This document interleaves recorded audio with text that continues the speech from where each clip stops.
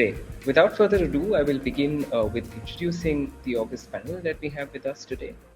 Dr. Desai is with us from NCAER. Dr. Sonalde Desai is a professor at the National Center for Applied Economic Research. She directs the NCAER National Data Innovation Center. She's an internationally known demographer whose work deals primarily with human development in developing countries with a particular focus on gender and class inequalities. At present, she has been leading the India Human Development Survey, which is also called the IHDS, India's only nationally representative panel study.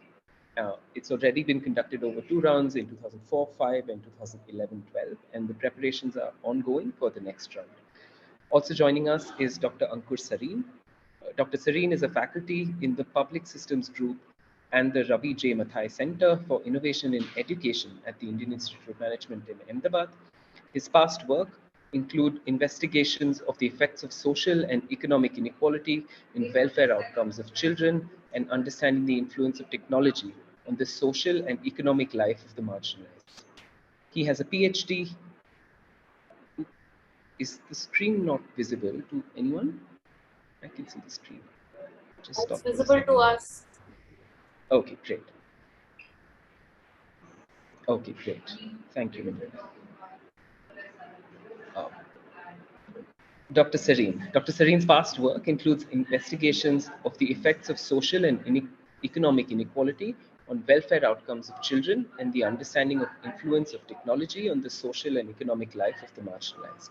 He has a PhD in public policy from the University of Chicago. Dr. Dipa Sinha is an assistant professor at the School of Liberal Studies, Ambedkar University in Delhi. She has worked on issues related to food rights, nutrition, and public health. She's been an advisor to various organizations working on the right to food and nutrition. Before joining AUD, she also worked at the Office of Commissioners to the Supreme Court, the Center for Equity Studies, and Public Health Research Network, and has been actively involved with the Right to Food campaign.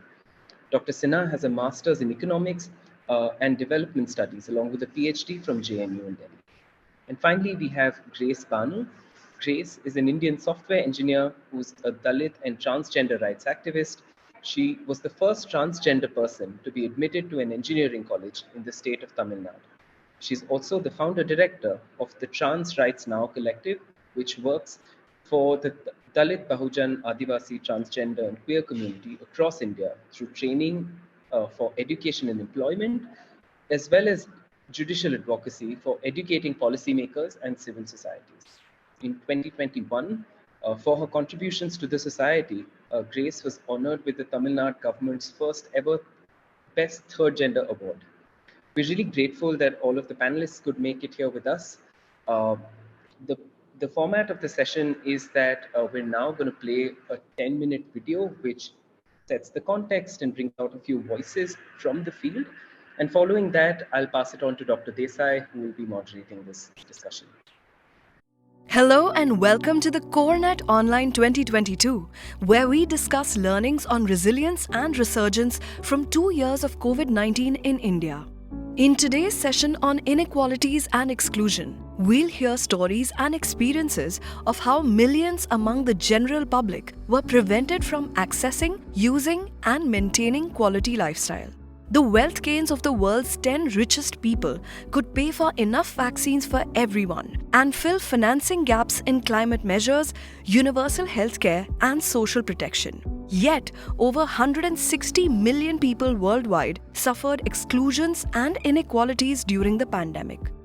To better understand this inequality, we spoke to Dr. Shantanu Pramanik, Senior Fellow at NCAER and Deputy Director of the National Data Innovation Center. Although this disease has affected both rich and poor, we know that there's no escape of any socioeconomic demographic group. But if we think about the impact of the disease, that definitely has affected mostly the poor and vulnerable population. Not so much. Of course, there are still losses of life happened even at the higher economic state, etc. it is important for us to understand how different people get scarred uniquely based on their position in the economy and society. In 2001, Vijay Arulampalam defined scarring as the negative long-term effect that unemployment has on future labor. However, for the purpose of this plenary, we have widened the original definition of scarring to focus on a variety of economic, health, and educational shocks induced by COVID-19 as we examine inequalities in the experience of scarring by gender, class, residence, and other vulnerabilities. Scarring from income and job loss during this period led to 3 key challenges for individuals and families: inability to make payments, inability to access education, inability to access care. There is, because we have seen huge drop in employment during the first lockdown as well as during the second lockdown, but there was recovery within short time frame after both the lockdowns. But what happened that people sometimes had to settle for less remunerated jobs, and maybe requires much more physical or manual labor, or in general lot more effort than they used to put earlier. We spoke to Alpana Bera, a domestic help in Delhi. Prior to the pandemic, her husband worked in a canteen, and their combined income allowed them to offer a certain lifestyle and schooling to their son. However, when the pandemic hit India, her husband lost his job, limiting their family income. She shares more with us from her son's experience during this period. उस time क्या है, उसका पापा के पास बड़ा phone था, क्योंकि हम लोग जहाँ रहते हैं वो गली के अंदर वो नेटवर्क प्रॉब्लम का बहुत दिक्कत था, तो वो ऑनलाइन क्लास ज्वाइन नहीं कर पा रहा था। तो इसी वजह से मैंने भी इतना वो ध्यान नहीं दिया, चलो ऑनलाइन क्लास कैसे करेंगे, बच्चे आ नहीं रहा था, डिस्टर्ब आ रहा था, पता नहीं चल रहा था। अब बेकार में मैं ऑनलाइन क्लास ज्वाइन करके रखूंगी और पब्लिक में पैसे डालना होता है, नहीं तो ऑनलाइन क्लास ज्वाइन नहीं करने देगा मैम। मुझे तो ये पता है, मैम बार-बार मुझे बोल रहा था पैसे डालो, कि तो एक्चुअली इनकम नहीं था दीदी, तो मैं कैसे डाल सकूंगी बताओ। Alpana and her husband found it hard to pay their rent and were forced to eventually remove their child from a school they could no longer afford. 2 years of the pandemic and 2 skipped classes later, her son is now enrolled in a government school. Prolonged school closures have had serious implications on children across the country that extend beyond learning. For many, disruption to in-school education meant increased child exploitation, lower nutrition with constrained midday meals, or social and emotional issues. Moving from one challenge to another, we try to understand the challenges that already marginalized population faced in accessing healthcare through our conversation with Dr. Vijayashree Yellappa, a medical practitioner and faculty member at the Institute of Public Health in Bangalore. You know, TB is such a diagnostic heavy disease. I'm not sure how much you know about TB, because even recognizing the symptoms of tuberculosis takes some time. Unlike typhoid and malaria, where you will have acute fever. So what happened in 2020 is that people were struggling to understand whether it's a TB or it's a COVID, because COVID symptoms and the TB symptoms are so similar. This created a lot of confusion. Think about the patients, marginalized patient. It could be laborers, it could be migrant, and people had lost jobs, you see. And they go and seek care, but they'll be asked to get the COVID test. It is such an enormous out-of-pocket expenditure. And then on top of it, they have to go and get the TB test done. I heard from patients, they were admitted in the quarantine, and they see the patients on the right and left, they were dying and dead bodies were all there. So there were a lot of stigma attached to being quarantined. I take an example of one patient, a slum dweller, Sanskriti. The patient comes to me with a history of cough for 2 weeks. I think it's tuberculosis. So I asked them, okay, go and get your sputum examination done. But the patient does not know where is this laboratory is located, whether they should go to the government hospital, whether they should go to the private hospital. If it is a private hospital, then they have to go and actually search for that lab. That itself is a lot of effort, you see. And if it is a woman, the burden is much more because she needs to be accompanied by a male person and she needs to also take permission from the family. So the patient will have to go back home, come again the next day, stand in the queue, collect the report, and they have to come back to me.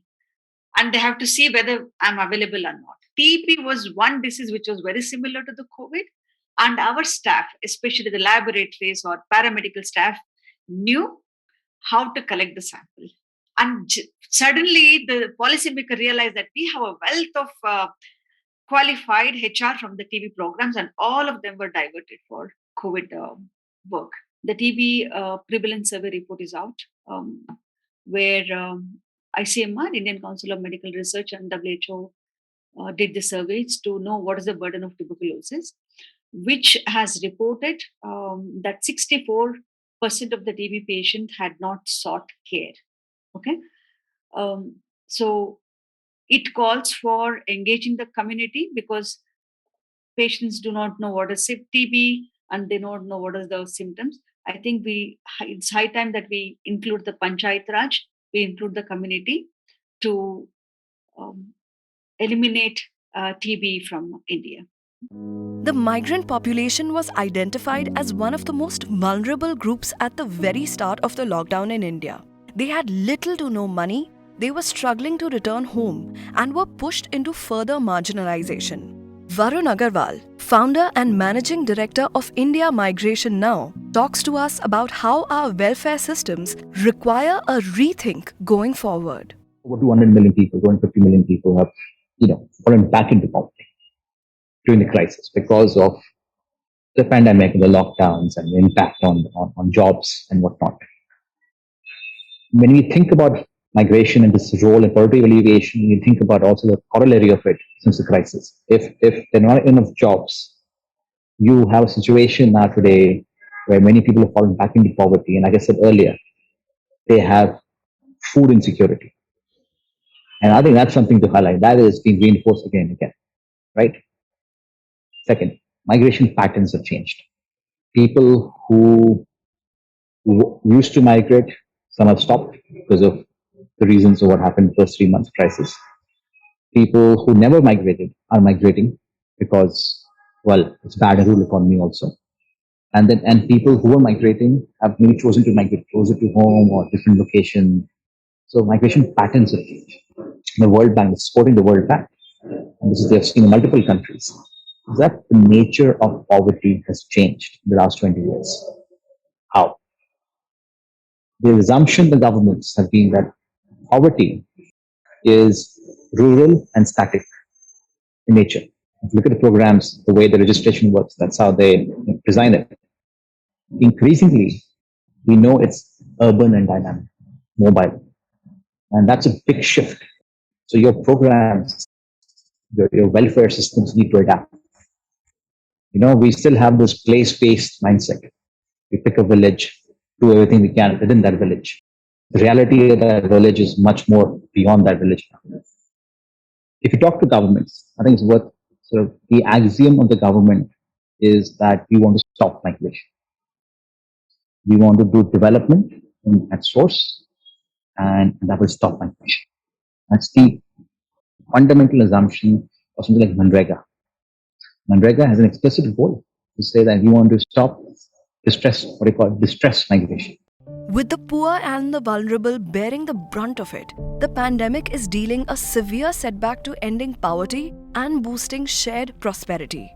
At the same time, as India is beginning to chart its recovery, there is also an opportunity to redesign our economies to be centered on equality. There is a need to invest in strong and proven public measures to reduce inequality and to boldly shift power in the economy and society.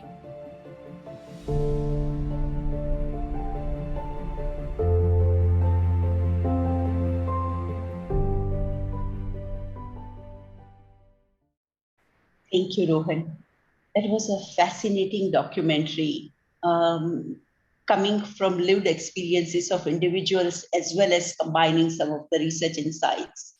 And this kind of creates a great platform from which to begin this discussion with Dr. Ankur Sarin, Dr. Dipa Sinha, Grace Banu. I really look forward to the discussion with the panel. The way we have structured this discussion today is I'd like to invite each of the panelists to start with some of the comments based on their experiences and their research. And then we'll just throw it open to a live discussion between the panelists, responding to the questions from the audience, etc. So let me begin with Dr. Ankur Sarin, faculty member at IIM Ahmedabad. Ankur, you have been one of the few people who went in for a tremendous amount of grassroots research, working with the RCRC coalition, looking at the lived experiences of individuals from the first phase of the COVID pandemic. What does your research show in terms of kind of impacts on people's lives and livelihoods?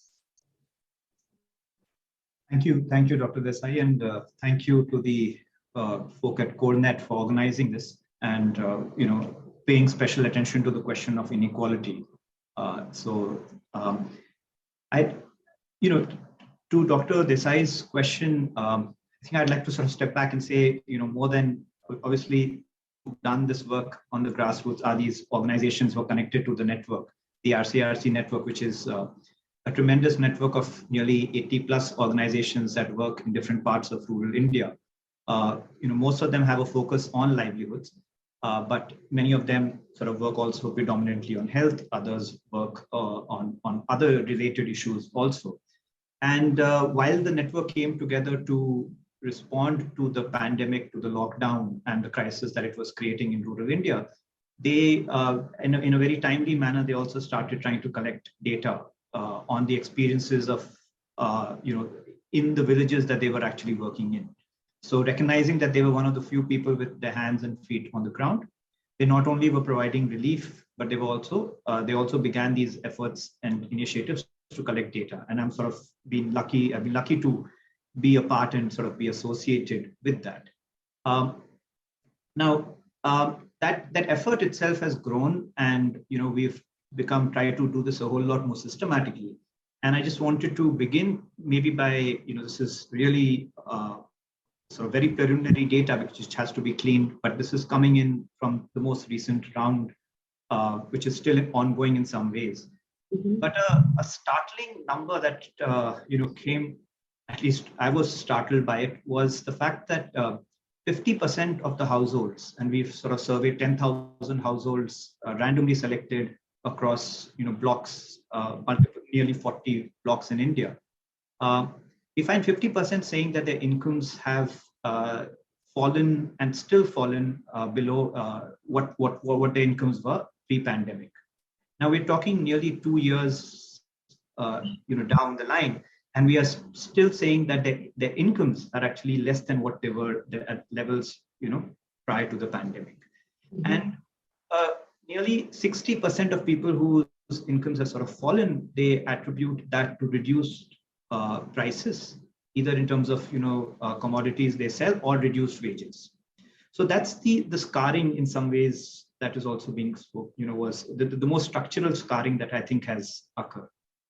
Close to 20% have lost jobs. Some member of the household has lost a job. There are other factors that include sort of reduced output, etc., agricultural output. And so it's not a very big surprise, because we also asked this sort of more subjective perception question on, how have their lives changed over the last 2 years? And nearly 75% report it's gotten worse or significantly worse. So 50% say it's gotten worse, another 25% say it's significantly worse. And this is, I'm just, I'm quoting the caveat, these are preliminary numbers, so we hope to be able to sort of share more confirmed numbers. But these are also more summary numbers. They're capturing a lot of the distress that is still very present and prevalent in rural India. Now, as the documentary was also stating, it's not just rural India. There are so many other dimensions to it, right? So another survey had allowed us to compare this question of sort of migrant households versus non-migrant households. Now, I mean, again, for people who work on these issues, these things may not come as a very big surprise. But one of the things we find there is that despite the fact that migrant households were economically better off, so in terms of income, etc., compared to non-migrant households prior to the pandemic, that extra income, that extra economic privilege, you want to call it, or whatever. I mean, when you're saying income, you're essentially saying, they were more involved in cash activities. That was not sufficient to buy them better outcomes, or was not sufficient to be able to help them absorb the shocks of the pandemic. So across a slew of indicators that we looked at in terms of, whether it be health, either in terms of nutrition, or in terms of sort of, having to take loans, financial delinquency, pawning assets, migrant households turned out to be far worse. And in part, again, this speaks to perhaps what Varun mentioned in the documentary. Migrant households fare worse in terms of accessing social protection schemes like Narega, or getting help from, say, the Sarpanch or the Gram Panchayat. So the fact that these community, and these sort of access to community-based social protection or institutional social protection, right? Those things mattered, and they significantly mattered. And in some ways, I wonder if this needs us to also rethink how we consider sort of just cash-based welfare measures and cash-based instruments of social policy. I mean, can they really be substitutes to many of these other welfare instruments that we have in place? So I think that's one element that definitely, these are some strong elements that have come out from the survey. I'd like to just maybe end, but move away from rural to urban India and a different policy. It's something that I've worked on for quite a number of years, which is the Right to Education, Section 12(1)(c), the 25% mandate, as we often call it. Now, this was a policy that was designed in some ways, while it had other objectives, was designed to counter inequality. What happened during the pandemic? And I'll narrate perhaps in line with the documentary, sort of the lived experience of somebody we met very recently. So Naresh Bhai was somebody who is an auto driver who we had helped get his child into a private school in 2015. He came back just a couple of days ago saying how his child had been forced to leave the school that the child was in. So now what is the trajectory? Trajectory is, as we all know, yes, children not learning. Months go by, year and a half goes by. Even when schools reopen, they say social distancing. So who are the children who are not allowed to come into the school? Well, the children who were admitted under the RTE. Come the exam time, it's but natural that the child has not learned anything, and this is something that the parent also admits to. But the school doesn't allow the child to sit in the exam. And then on the pretext that the child has not sat in the exam, the child is forced to leave the school. You ask Naresh Bhai whether they have the ability to move the child to a private school or not. And he says, no, economically, we're still suffering. And no matter what we might see in terms of activity, economic activity, or what the headlines might say about unicorns, etc., right? His thing is, I don't know where the people have gone. I don't know what's happened to the economy, right? But I still have, my income has not gone back to where it was. And I think these are aspects that, obviously many of these are well known to us, to those who have been studying it. But to me, the bigger puzzle, or sort of also the bigger concern is, how does the political economy deal with it? How do these inequalities that have deepened, that we are aware of, right?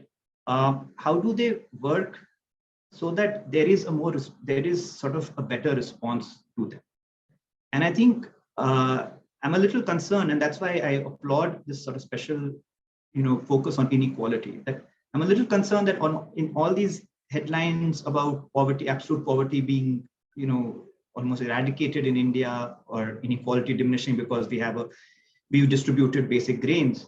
I'm a little concerned that we might be missing the bigger picture, and this will have greater political economy implications in the longer term. So I'll just conclude with that. Thank you.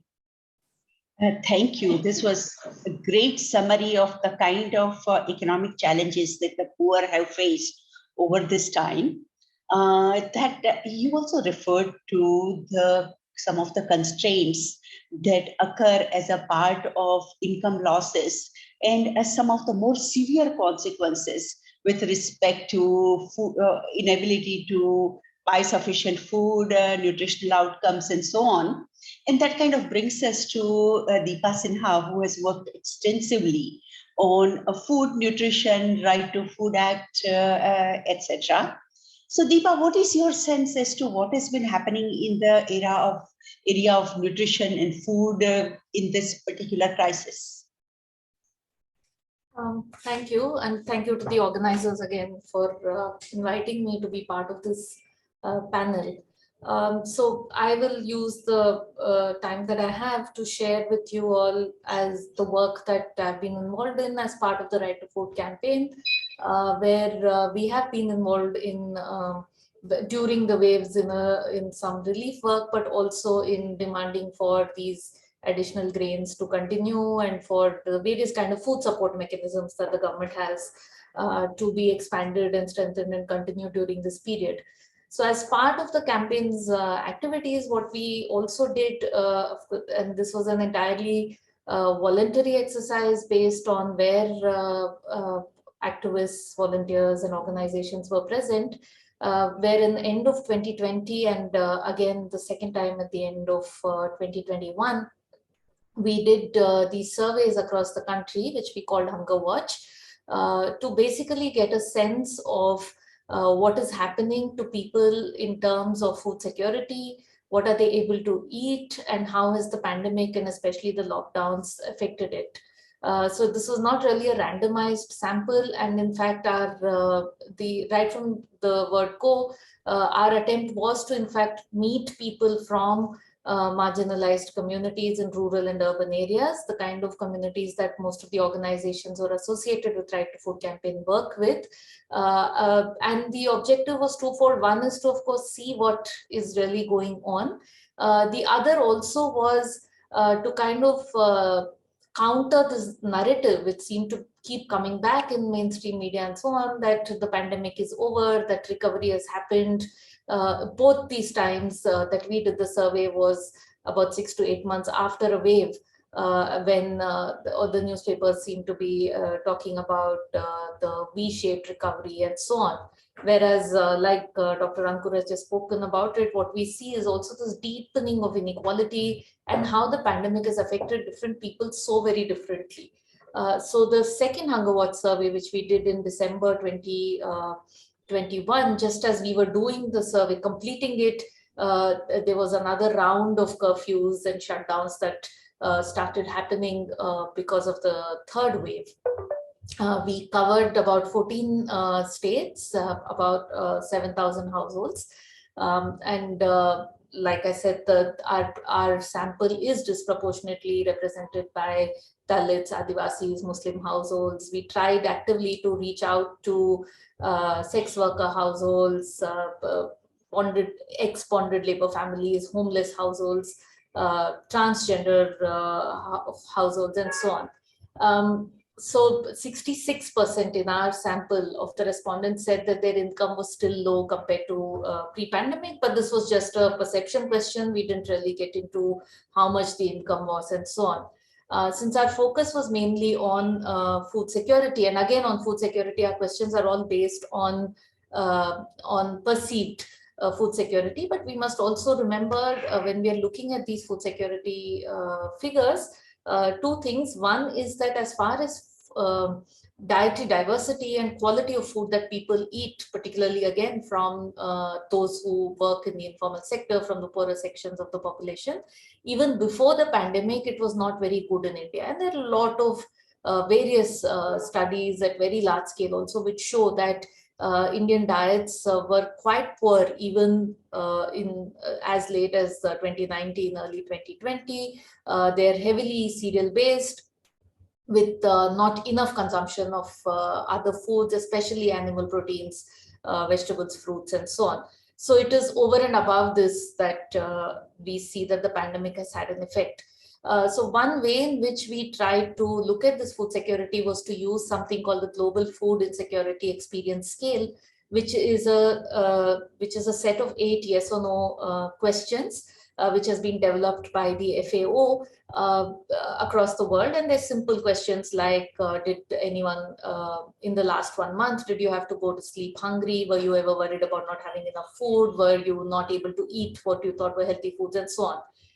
And the way the scale is interpreted is that if there is a yes in even one question, then there is some form of food insecurity. And then if it is, if the raw score is more than 7, that if there are 7 or 8 yeses, then there is severe food insecurity. So in our sample of these about 7,000 households, we saw that almost 80% of the households surveyed reported some form of food insecurity. So surely a lot of this could have been from before the pandemic. But at the end of 2021, 80% of the households reported some form of food insecurity. And what even we were kind of shocked by, although we did expect to get very poor results, was that 25%, so a quarter of the households reported severe food insecurity. That is a yes on 7 or 8 questions. And sort of surprisingly, in the sense that usually that's not what we used to see in surveys of this nature before the pandemic. But here, given the nature of the lockdowns and so on, we found that these scores were worse in amongst urban households. And also you see that it is worse amongst Muslim households, amongst Dalit, Adivasi households. And as the household income increases, the prevalence of food insecurity declines. So over a third of the households reported that even their cereal consumption was not enough. This despite the fact that many of the households were getting the PDS. So one is that very high levels of food insecurity. And the second thing that we see is that the quality of the diets have also deteriorated. So 41% of our sample reported that the nutritional quality of their diet had deteriorated compared to pre-pandemic levels. And like I said, the pre-pandemic level itself, the nutritional quality was very not great. And even this proportion was higher among urban than rural households. And another very recent survey that the Azim Premji University released, which they did only in Bangalore, also finds very similar numbers. And that was a more systematic way in which they did the sampling and so on. Looking at diet quality, again, only half the sample ate eggs or milk, flesh foods, etc. I mean, they ate it only less than 2 to 3 times a month, so very rarely. And even pulses, about a quarter of the household said that they ate not even 2 to 3 times a month. On the other side, what was kind of good to see, and that also links to a point that Dr. Ankur talked about, that other than cash transfers, these various other schemes, that they did have a contribution to make for those who fell into the eligibility net and who had access to them. So 84% of the households which were included in our survey had a ration card, and over 90% of those who were eligible, therefore those who did have a ration card, said that they received food grains. There were some issues about not getting them every month, about quality and so on, but over 90% of the people who were supposed to get these additional free food grains under the Pradhan Mantri Garib Kalyan Yojana did receive them. And we only shudder to think what the situation would be if this support was also not there. Also, we found that the other schemes were not as effective. For example, only about 3/4 of the households which had a child or a woman eligible for the school midday meal or Anganwadi meals said that they got something in place of the meal, cash or take-home rations. And then there were issues about these being very inadequate, especially when cash was given very small amounts. But also that many are still left out of the food security net, and therefore calling for, I think, strengthening of these schemes. So just to kind of conclude, I would like to end with what we see as way forward, or what we think that can be done in this situation. So the main finding, of course, is that the impact of the pandemic, and again, the whole issue of scarring, if we look at it from that angle, that's definitely not over. Incomes are still lower, and people, the food security situation has not gone back to where it was. And we still don't know what the long-term effects of this would be on, say, child malnutrition and so on. On the other hand, we continue to have very high stocks of food grains in the FCI go-downs, and therefore continuing this PDS support and expanding it not just to cover rice and wheat, but at least pulses and oils is extremely important, because this is where the diets have really been hurt. And in the current context now of the global situation where these prices are really increasing, that is something that we think is really urgent and needs to be done. And now with schools and Anganwadis opening, this would also be an opportunity to address these vulnerable groups, young children, pregnant lactating women, with better nutrition. So including eggs in the school meals, including a breakfast in schools and Anganwadis, including fruits and so on through this. So these are the direct food interventions that did help through the last 2 years, and that have a lot of scope to be expanded and strengthened. Along with this, of course, a number of other things like the Manrega, thinking about urban employment schemes, and so on. But a lot remains to be done. And what we find from our surveys is that it's not over, and it's definitely deepened inequality. So we need to focus on specific communities, which are a very large number in our country. But I think not all hope is lost either. The pandemic has also showed us that what we want to do, we can actually do and reach people. Thank you. I'll end there.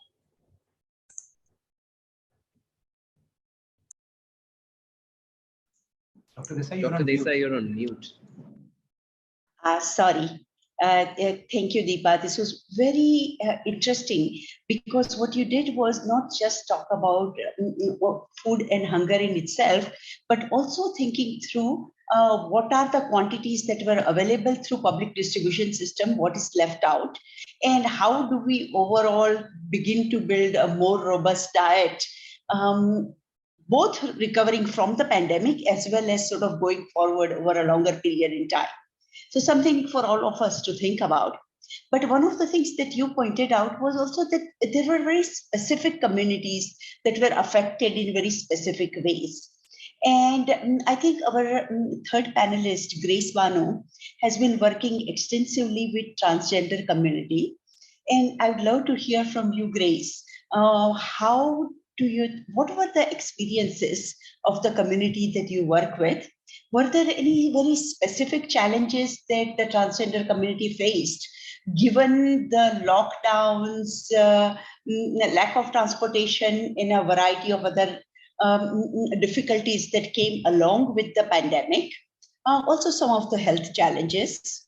And also, given that you're one of the few people who has been working on both trans issues and Dalit issues, how did the pandemic sort of interact with pre-existing inequalities in our society?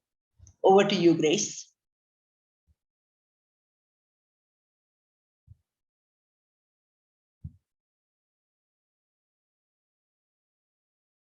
I think Grace is having some internet challenges, but it would be, if you can unmute yourself, that would be great.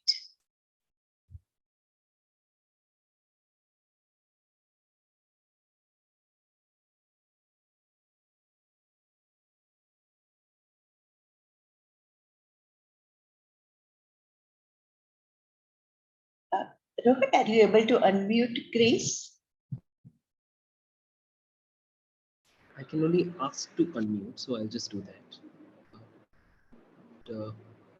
Yeah, maybe we move on and we can get back to her. Sure. Sure. You can figure out some of the technical issues that she's facing.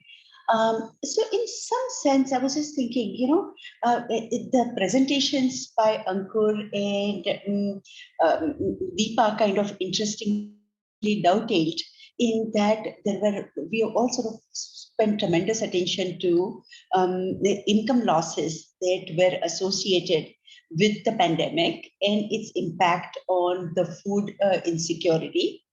The question, I guess, that we now face is that historically our safety nets were set up in such a way that we would try to identify people who are most marginalized, most vulnerable, and make sure that there are programs in place for them.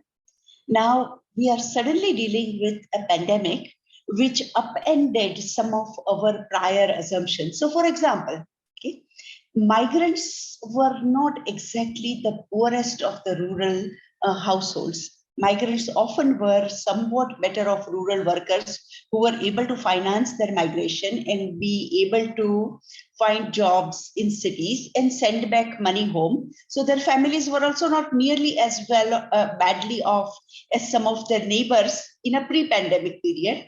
All of a sudden, they were hit with an emergency that they were sort of unable to cope with. How do we kind of figure out ways of dealing with these unexpected emergencies, given that we have historically focused on known inequalities? Okay. Any thoughts, Ankur? So I think there, I mean, if you know, for instance, Dipa was also mentioning the programs or the schemes, I mean, with whatever caveats you want to put on them, you know, to the extent that those who were eligible for instance, NREGA, right? And again, let's not also forget that these all were rights-based, the right to food, right? And I think the fact that these ultimately provided the safety net is something which is very important for us to remember and reiterate. You know, for instance, the right to food that you know, we also did a small survey of government school children, I mean, of children in general. And one of the things that we ended up looking at was what percentage of children, government school children, were not getting midday meals. And that turned out to be a fairly large percentage. Now that got picked up by the media, that then got taken up suo motu by the High Court. And you know, then steps were taken up. Now, I think what we need to perhaps, again, you know, I think we need to strengthen and, you know, the rights-based approaches that we had, the trajectory that we had. And because at the end of the day, I mean, what we are finding, and, you know, which is the more we try to slice and dice up the population and say, this one for you, this one for you, and this one for you, it just becomes more and more complex. And especially during these times and what we witness, I think, you know, the impossibility of being able to do this kind of targeted social protection, I think that's something that we should probably be learning and trying to universalize our safety nets. I mean, how do we do that? And I think for a country which is now, you know, which we claim we are a middle income country, you know, we need to have social protection policies and programs that reflect that. So that would be, I think, my immediate thought on this. What do you think, Dipa? I completely agree, actually. So I will kind of repeat it in my own way. First on absolutely the rights-based, and I think also this whole debate around saying whether you need these legislations also. What we did see is that because we had kind of the infrastructure and we knew how to do the PDS, we knew how to do the NREGA, there was a system in place. So given all the gaps and the inadequacies, when the High Court took it up, suo motu, the Supreme Court did, or anybody, there was something to respond to immediately. If we didn't even have this, then it would have been even worse. And I think we need to recognize that. At the same time, we did see that there were exclusions, and some of these exclusions, like you said, is there are newer groups that weren't given enough attention, but some of the exclusions were also exclusions that were being pointed out for very long, saying that this kind of targeting does not work, and that therefore for some of these very basic entitlements to food, to work, to pensions, that these have to be universal. That is also something that organized, like say groups like the Right to Food campaign have been arguing for a very long time, that there will be an element of self-selection. You could have an exclusion of the rich, but then include everybody else. Say that income taxpayers are not included, government employees are not included, but everybody else is in the net and they can take it. And we thought during the pandemic, this was the only way that one could have immediately responded, for instance, to the migrant crisis, at least as far as the PDS went. And we, after a lot of, again, High Court intervention and pushing it, we kind of came close to it in Delhi, where they said that anybody who, they didn't have to give anything else except their Aadhaar numbers and applied online were sent an OTP and they could get the food. But then the numbers were so much more than what the government expected that they weren't able to cope with it. But they did not have any other criteria. And I think we must move to that kind of universality. Just before ending, I want to say that when one says universal, one doesn't necessarily mean uniform. I mean, we do understand that there are some groups which are excluded much more than other groups, and you need to do more to reach out to them. For example, I hope Grace will come back, but say transgender communities. We found that getting a ration card for a transgender household is very difficult, because how do you define a household? What is the residence proof? They're living in groups in the single residence, then one residence can get only one card, but sometimes there are 30 people there. So there are specific issues that each group would then require to be addressed, or portability for migrants. But the principle of universality underlying these entitlements, I think, is something that would be important. We have a very interesting question from Varun Agarwal, who was the, one of the speakers in the documentary we saw. It follows very neatly onto this discussion, where he asks, what sort of last mile social security infrastructure needs to be created for targeting low-income migrant workers? Ankur, do you want to take that? I mean, so migrant workers are, and Varun obviously knows this better than anybody else. I mean, the most complex, or one of the most complex, groups to be able to even define.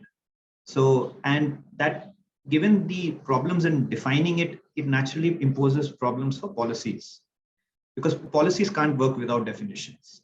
So, I think, and again, as Dipa is saying, look, we need to maybe customize things, but over an existing layer of universal social protection programs and policies.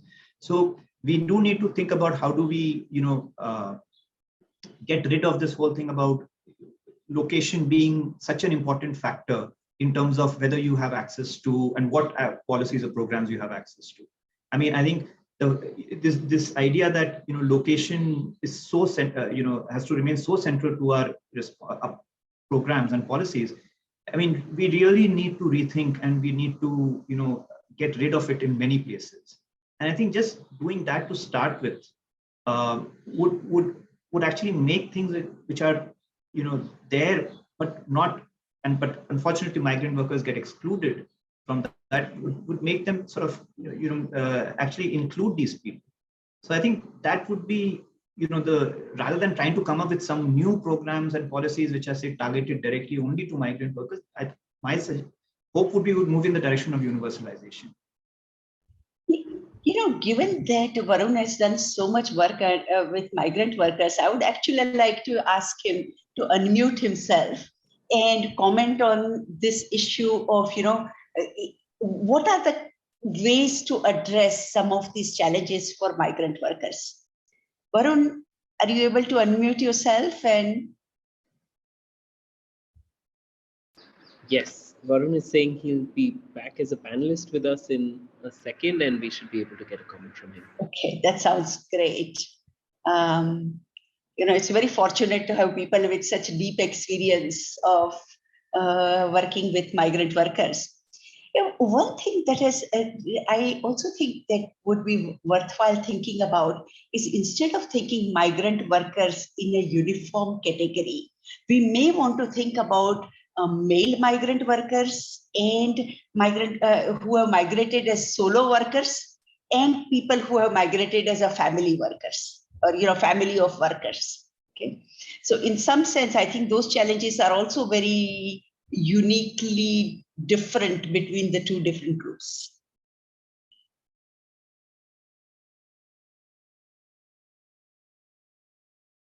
Rohan, are we able to bring Varun on as a panelist?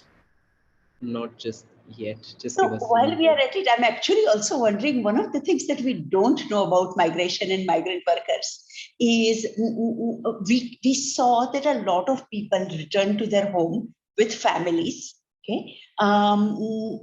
Now, I wonder if when they return back to cities for work, because frankly, there is very little work in the rural areas, did they return back as families, or were their children left behind, or their families left behind in their places of origin? So could the whole pandemic would have led to a greater amount of solo male migrants, a greater number of solo male migrants than might have been otherwise?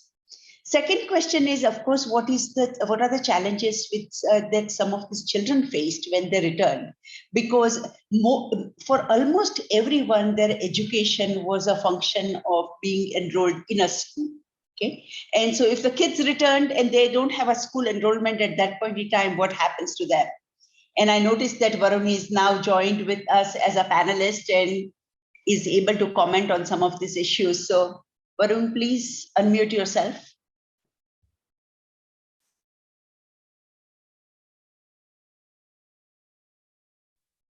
You are muted. Yes, thank you.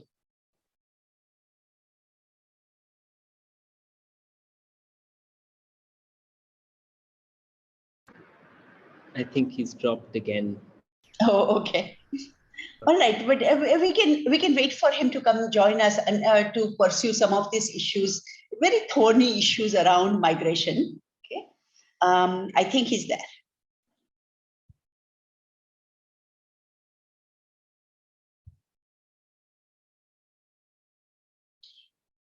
While he's joining us, I think I would also like to request all the people in the audience to post their questions in the chat box. That way we can sort of take them up one by one. Varun, yes, you're right. We cannot hear you. I don't know whether you are muted or not. Varun, do you know if he's muted? No, he's joined us again. And yeah, if you unmute yourself, Varun, you should be able to speak now.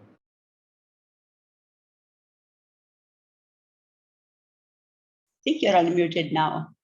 Yes, can you hear me now? Oh, great. Yeah, sorry for the confusion. I had to shift computers. So thank you for your patience, and thank you for this discussion and this impromptu opportunity to contribute to, I think, what was a very on-point discussion. And I would like to thank the panelists for having that discussion. I suppose just on this, I think that debate we were having on perhaps going down a more universal route for delivering social security, from the examples of Delhi that was cited, for instance, by my panelists there. I think with migrant workers, rightly, categorization definition is a major challenge.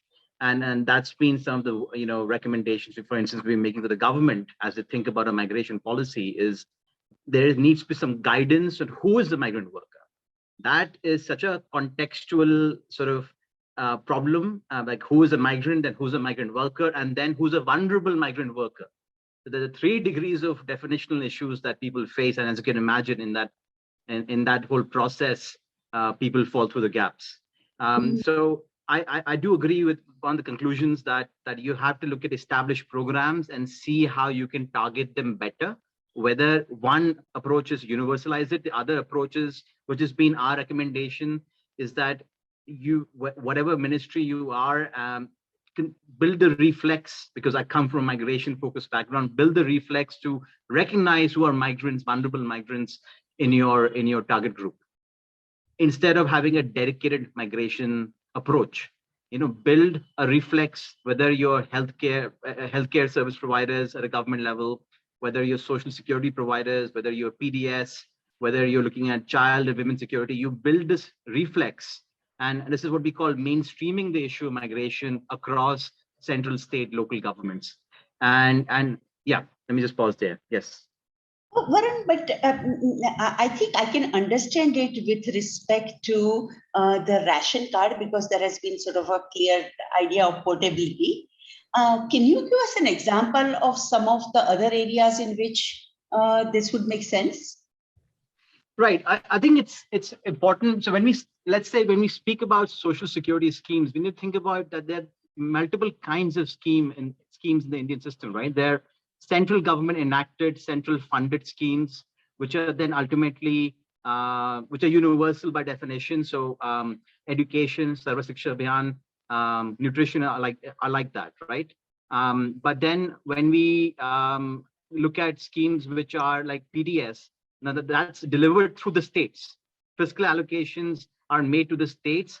So and then we have state level schemes. So I think an example of, for instance, a very effective state level schemes, and that's where we see a lot of barriers, is what, for instance, has happened in Kerala. In Kerala, they have given dedicated to migrant worker IDs. They've tried to recognize who are migrant workers, work with the stakeholders to work them, and plug them into the sort of the social security system they had for their own labor system, right? The other one, which is still not very effective for migrant workers, despite it being one of the most promising systems we have, is BOCW. Now, that's a construction welfare board. Again, there's been hesitation in many states to recognize the fact that most construction workers in urban areas are migrants. So why don't we make an effort? Some states have done a good job on this, but many states haven't. There's still a resistance to the idea of including a migrant into our welfare system. So there's also a political economy issue which emerges. We wrote about this very recently, which has to be kept in mind. There's a resistance to the idea of helping those from not your state, who are not your domiciles, not your residents, not someone who votes for you, and give them a share of your fiscal benefits. But I do think if we can get over this political sort of economic barrier and start sort of looking at sectors which clearly are dominated by migrant workers, especially in our major urban areas, I think you can target very quickly by just taking a sectoral labor kind of approach. What I would like to add is that sometimes in our thinking, and even I've been guilty of this in the past, we're very labor focused. There are many people who are migrants who accompany labor or move for non-work reasons, right? So you have women and children, family members, and and sometimes with women, for instance, it's seen as they're only accompanying them as family members, but they're also working. They have secondary motivations to migrate. So I think that's the second order issue, which is also to be kept in mind as we target these things. But I hope that broadly in a way answers your question. Yeah. Yeah, no, I think this is very useful. It's a really good addition to the public policy discussion that all sectoral policies should be sensitive to the fact that people, the residencies are not always fixed, that people can move, and that residence proof cannot be always available for many people. I think that we saw this also with respect to sort of money transfers that occurred with the Jan Dhan accounts. Some of the early part of pandemic, the money was sent to women with Jan Dhan accounts. But a lot of migrant workers did not necessarily have bank accounts at that point in time. Although we have been trying very hard to sort of increase financial inclusion. If you don't have the account, you can't get the money transfer. That's right.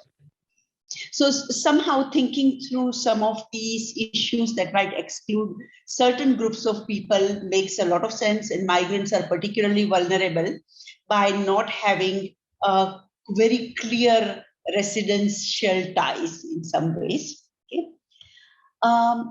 We have another interesting question in the Q&A box from Purnima Menon, and did I lose it or was it in the chat box? Just once again, yes. Where Purnima was asking that what's your sense of engagement with the findings that you have been presenting and sharing from the work on impacts of COVID? Who has been listening or engaging and acting on these findings? Dipa, do you have some sense of where that is going? Not an easy question. I think it all adds up. I mean, I don't want to sound cynical that not just Right to Food campaign, what all of us here in this panel and outside have been doing. I think the media has been maybe not focusing as much as we would have liked it to, but are at least covering these issues. For instance, both the times we did Hunger Watch, it was in some ways easier to get coverage in the mainstream newspapers and web portals. We were covered beyond scroll and wire in the newspapers as well, that this is what is going on. Of course, there is issue of larger scale data being available, official surveys not taking place and so on. But I think one thing that all of this put together, one has been able to do is at least to make a noise and keep presenting this alternate reality that does exist. And somewhere it must be having an effect, because you do see For example, we all expected that in March after the UP elections and that this financial year, the PMGKY would not be extended, but they did extend it till September. So I think that the response is not just coming, it's getting into some years that there is a distress and that you can't just not do anything. Some amount of that is happening at local level, much more. When we do a petitioning at the BDO's office or to the district collector office, then work sites are opened, some things begin to happen. So at different levels, different things are there. And I must say that also the civil society, private engagement initiative and has been much more this time. Again, from the Right to Food campaign experience, I can tell you that the number of emails we've been getting from people who wouldn't usually engage with a campaign such as ours, saying that we saw this report about hunger, what can we do, how can we help? So even that is a positive thing, I would say. I think I'd add one more thing to Dipa's comment. Some of the issues that we had not paid attention to in the past have sort of emerged at the forefront of public policy discourse. And one of those is the urban informal sector workers and their distress. Because historically, our safety nets have been sort of more rural focused in general. Our policies have been more rural focused in general. And here suddenly pandemic sort of highlighted the urban impact, which was much greater than the rural impact. And it has led to at least a discussion about how we might be able to develop better urban safety nets. It's not, we don't have an answers yet, but at least there is a more of a discussion. I am so delighted to see Grace with us. Grace, I'm not sure whether you were able to hear the question that I was asking you, but given the tremendous amount of work you have done within the transgender community, what do you think are some of the COVID impacts and experiences that the trans community faced?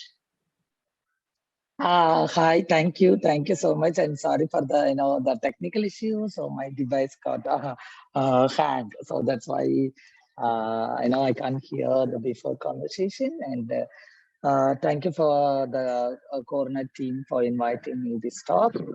And yes, so all the people knew the pandemic it's affected across the world. So many people, and specifically people who doesn't have any kind of privileges, and in the sense the below poverty line, and specifically the trans people livelihood is completely gone. It's super affected by the pandemic, the COVID situation. So when the first wave it's happened, all the people are struggle a lot because our livelihood is based on the streets. Most of the trans people are doing begging and sex work, and few people are in the rural area. Trans persons are doing the folk artists, the folk performance. When during the festival, the temple festival, or any funeral, it's happened. So those kind of folk artists are there, and they we don't our livelihood is completely gone. And that time, and still it's we are not coming to come that normal states, because the financially and the health the economically at the same time our health issues also it's happened. We didn't get any proper response from the civil society and the government. This in the sense when the first wave it's happened, at that time government came forward to support the people who are having the identity card. So the people who are having the identity card, those people only get the benefit from the government officials. But what about the people who doesn't have an identity card? What about the people who are living in the rural area? And what about the people who are having, who doesn't have a safe space to show their identity? So those people doesn't get, they didn't get any kind of response from any kind of support from the government. And we organize so many crowdsource to support again and again every time when the immediate attack or when the emergency situations happen. Our community people, we only rescue our community people, our community the persons, because civil society, the people who they don't want to know about our issues. In the sense they are skipping our issues, and that's why during the central government, the Ministry of Social Justice Empowerment, they provide the first wave. They provide 1,500 rupees. People who are having the identity card, around 7,000 people they distribute. But during the parliament, all the parliamentarians said in India, more than 5 lakh trans people are there, but they only supported 7,000. It's not even a 1%. And yeah, please go ahead. Okay, so and the folk artist trans persons who doesn't have any kind of they don't get any opportunities to perform their the performance, to do the performance, and they don't know the digital space, how to use the digital space, and they don't know what is online, offline. They doesn't know, because every day we are going to do the begging and sex work, and this is our routine livelihood. They knew how to use the WhatsApp and Facebook. That's it. Other than that, they doesn't know. So this kind of situation. So we organize. Yeah, we are connecting. We are extending our network through the online, through the WhatsApp call. The WhatsApp group call, and the people who are need more support. And we faced.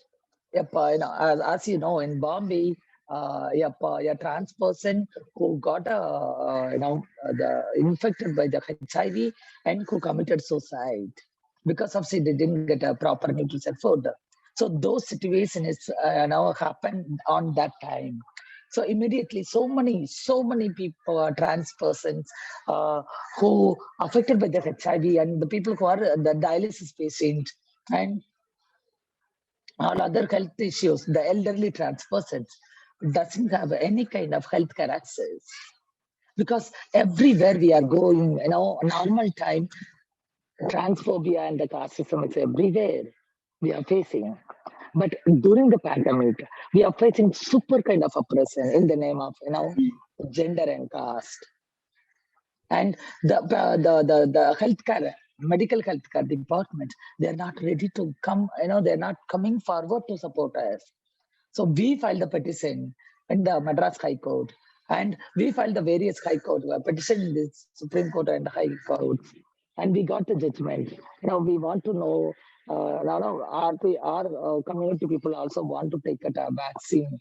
So we need a separate vaccination drive, and we need a awareness about that vaccination, because we should know how the vaccine, how to react with our body, because we are taking HRT and hormone replacement therapy and SRS, sex reassignment therapy. So many healthcare treatment we are undergoing.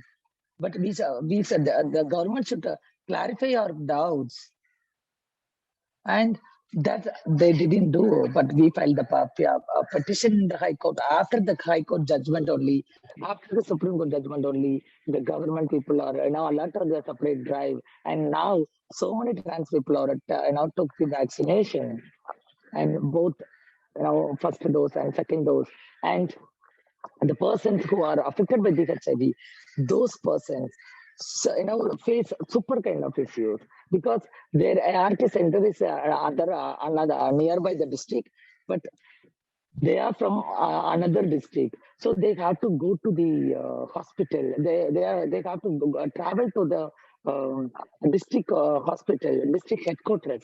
But travel facilities we don't have that time, and and the village trans persons doesn't have any resources to take ART medicine. So we are now we call ministers and the department, and they are not giving proper response.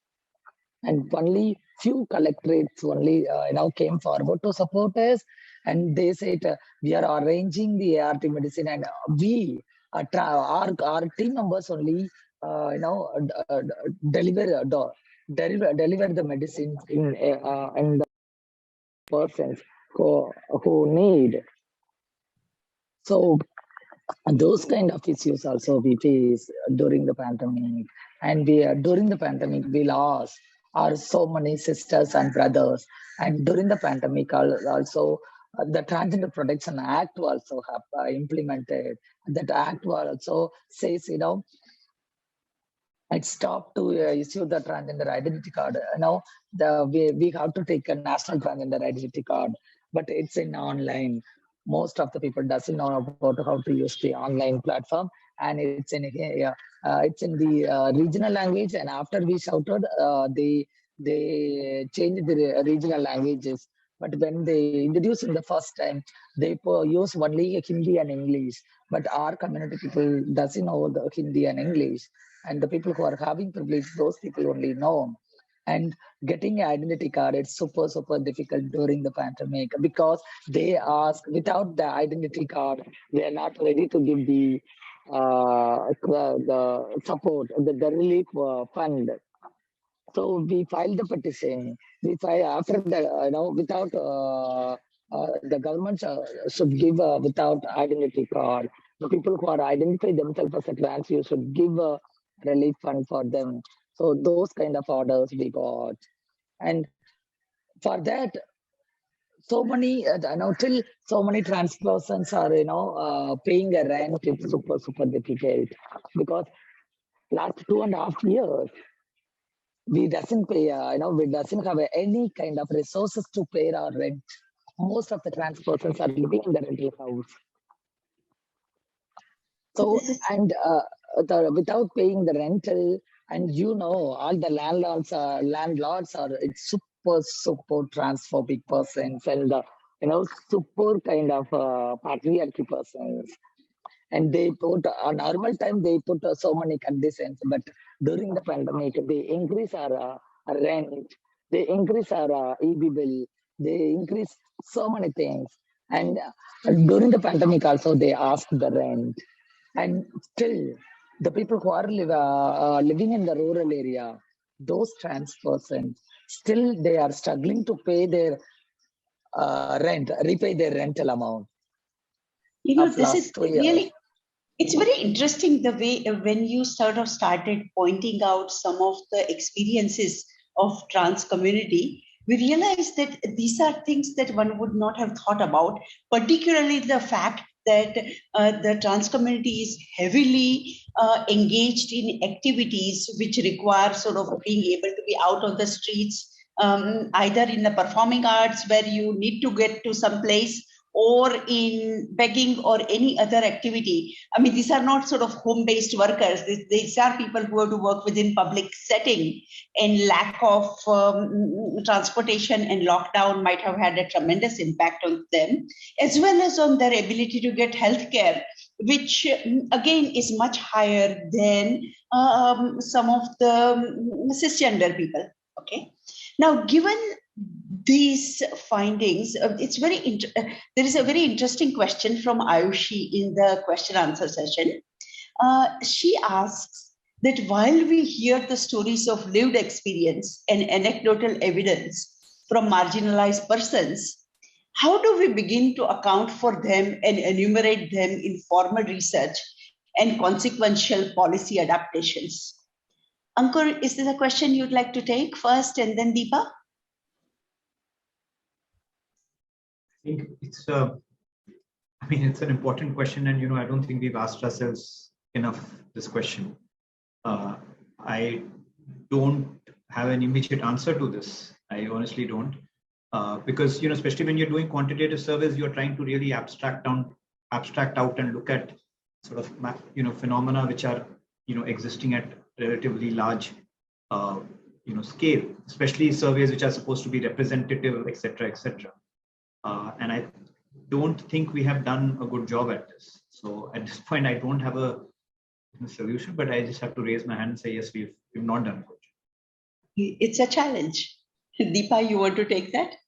Yeah, I just want to add to that, while it is a challenge, and also the other side of it, that even when you try to actively reach out and bring out the issues of some of these communities, it does not meet the standards of research or representativeness, right? So there is a lot of, from our experience, what we have learned is that the only way you can capture some of these communities is that you have to go look for them. It will not come in a random sample at all. And so we have tried to do that in whatever surveys that we do. And the other is to work with their networks and with their representative organizations. That's the way we've been able to reach out to them in research and also in advocacy. So to work with, like there are transgender networks across the country, various other groups as well, is to really involve them in right from the stage when we are thinking of the research. So when we do this, for instance, even the Hunger Watch, we had all these different networks who contributed to the questionnaire and said, put this question in, this is something that would affect us. So to involve them and to really actively seek and look out for them, and to also, I think we have to think about, that's the much larger question on what we consider research and what we consider anecdotal forever. I mean, there is an issue there, which I think is a larger question also that we have to think about. Dipa and Ankur, I totally agree with what both of you are saying, because it seems to me that in first within the Indian research to policy nexus, okay, we tend to emphasize representative large numbers. Even when we present our research results, we don't say that 20% of my our sample population experience X, Y, and Z. We would always, we are kind of expected to extrapolate it to X number of X million of Indians are probably experiencing hunger. Okay, so there is a sort of this sense that we need to extrapolate it to give large numbers. Okay. Which is not something, so by nature of it, we kind of further marginalize smaller groups whose experiences don't always sort of show up in the mainstream research models. So we do have to start kind of emphasizing experiences of people who don't amount to, 40 million Indians experience this or that, okay? And that would kind of then bring us to the fact that your representative samples might never capture the smaller groups, because by nature, the sample size is not large enough, right? And if both of these are combined, then our only option seems to be either what Dipa is saying, don't necessarily look for a representative survey, but try to actually do some purposive sampling to be able to reflect experiences of people who might not otherwise be captured, or supplement, replace some of the quantitative studies with more deeper qualitative studies of a smaller number of people, but whose experiences matter. And I think this has been an issue that has also often been raised in other fora, where, do issues that affect a large number of people, but with a sort of a lower impact matter, or are the issues that affect fewer people but have much greater impact that matters? Sexual and reproductive health research has sort of grappled with the issue of maternal mortality versus reproductive tract infections. Okay, one affects a lot of people but is not life-threatening, and the other one is life-threatening but affects smaller number of people. So I think we coming up with some sort of a balance is very important for the research community. Okay, I also notice another comment here. Okay, from Rohan, which says, grace, if at all. have you been able to engage with formal research to tell these stories? Have you had any opportunity to do that? Some the research people doesn't they don't approach me, but so many magazines, so many writers approached me to to share our experiences, to share our stories with the world. So and it's very few people only approached us, but not the big research people, they don't approach us. Mm-hmm. Interesting. I think we are going to come out of this pandemic having learned a lot of lessons of where the exclusions are in our research framework. And I would hope that we would be able to sort of build on it and become better researchers so that we can actually reflect some of and deal with some of these omissions in our research strategies. Okay. We have a few more minutes left, and I wanted to open it up to the participants if there are any other questions or comments.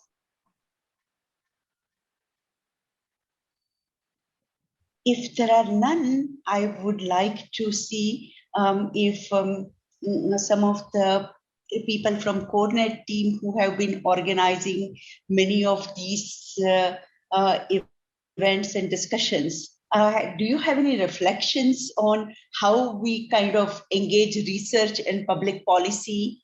Rohan, Shreya? Thank you, Dr. Desai.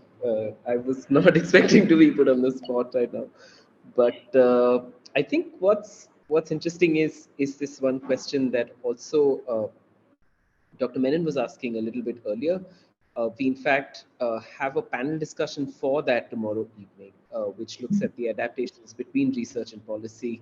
What stakeholders on either side have to do to be able to respond better to each other's needs. So we'll hear from 3 researchers and also Dr. Shekhar Banu from DMEO on that. But I think I'm still sort of struck by how there seems to be this dissonance about how much we represent ourselves in what we study. There is there's this distancing that I observe, and this is just me speaking as a qualitative researcher. And maybe that's a question to the 3 of you who are researchers in this room. It's very interesting that COVID was a time that we were studying from a distance, but also living through as we went along in the past 2.5 years. If there are any reflections on how you were able to see what was going on and truly reflect that in the work, in the questions you were asking, that would be really useful to hear your reflections on.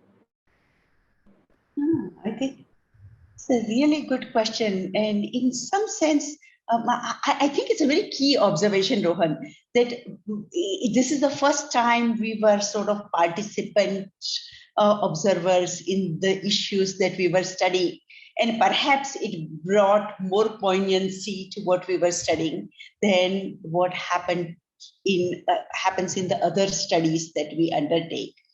There was also, I think, a very strong commitment to social justice among researchers over this era that historically has not existed. We all thought, okay, well, what can we do? Okay, given this kind of pandemic and the emergency situation that we are dealing with. So in some sense, it's the first time where public policy became suddenly a very legitimate thing to be focusing on. Social engineering, instead of being a dirty word for researchers, became something that, okay, activism is a good thing. So I think we've learned something out of it, okay, which at least in my world in the past would have been something that wouldn't have been necessarily considered as legitimate. So I would say if Dipa and Ankur want last word, that would be great. If not, I'd love to thank the organizers. I'd love to hear your responses though, Ankur, Dipa, on that last question. You want to go first, Deep? It's something one needs to reflect on much more, I think, but just taking off from Sonal, I think also much of what I presented today and what I've done in the last 2 years was with my campaign hat than the researcher hat.